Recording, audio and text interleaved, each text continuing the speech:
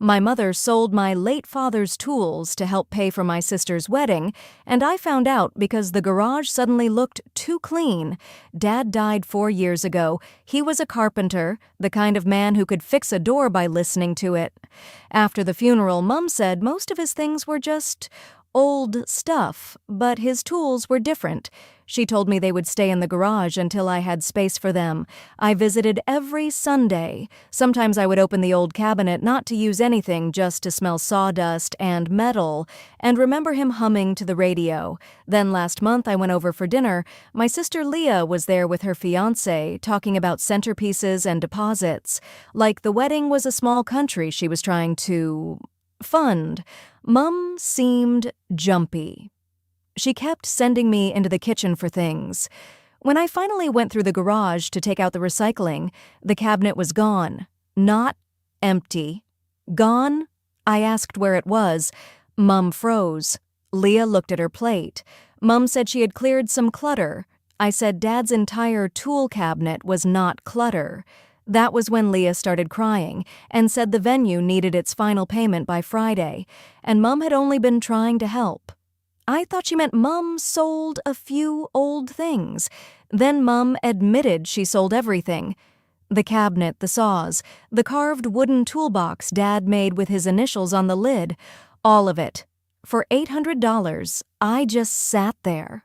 Leah whispered that it was for one important day, and Dad would have wanted his daughter to have a beautiful wedding. But the part that made my stomach drop was when Mum said, "You were taking too long to come get them."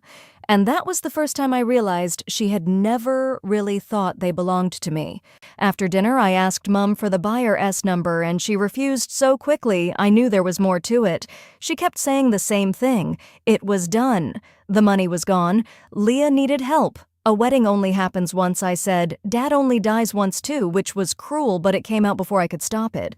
Mum slapped her hand on the table and told me I had no idea what she had carried after he was gone.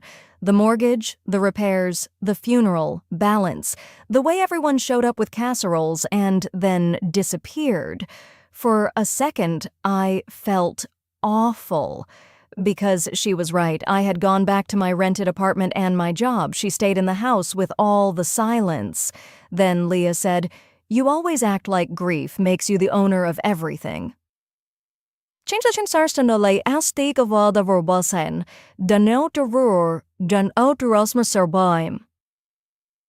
I reminded her Mum had promised me those tools. Leah said promises made in grief did not count as inheritance papers. Mum stared at the floor. The next morning I went over while Mum was at work. I know that sounds bad. I still had a key, and I told myself I was looking for old receipts, anything that might show who bought the cabinet. In Dad's desk, I found an envelope with my name on it. Inside was the spare key to the tool cabinet and a note in his handwriting. "For when you finally get your own workshop, Don T. let these rust." My hands started shaking. Then I found something else. In Mum S. bin, a folded receipt with no company name, just a first name and a phone number. I called it from my car. A man answered cheerful and said he had been wondering when someone from the family would call. Then he said, "Leah's fiancé told me you might be upset."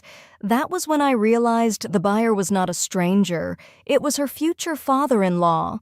I called Leah before I called Mum because I wanted to give her one chance to tell me the truth. She did not deny it. She said her fiancé's dad collected old tools, and when he saw Dad's cabinet, he mentioned it might be worth something. Leah said Mum was embarrassed about money, and she did not think I would care this much. That sentence hurt more than the sale. I asked if the venue payment was really due. Friday, Leah went quiet. Then she said the venue was covered, but the band they wanted needed a deposit. A band. My father's toolbox became a band. I drove to Mum's house with Dad's note in my pocket. I did not shout. That almost made it worse. I put the note on the kitchen table and asked how long she had known Mum cried. She admitted she found it months after Dad died. She said she was angry because Dad had left me the one part of himself that still felt alive, while she got Bill's closets and an empty side of the bed. I understood her pain. I did. But she still chose to hide it. 2 nights before the wedding, I went to the rehearsal dinner. I brought $800 and asked Leah's future father-in-law to return the tools in front of everyone. Maybe that was where I went too far. He looked humiliated, but he gave them back the next morning. Leah screamed that I made her new family think she was greedy. Mum said I had turned a wedding into a memorial service. I did not go to the wedding.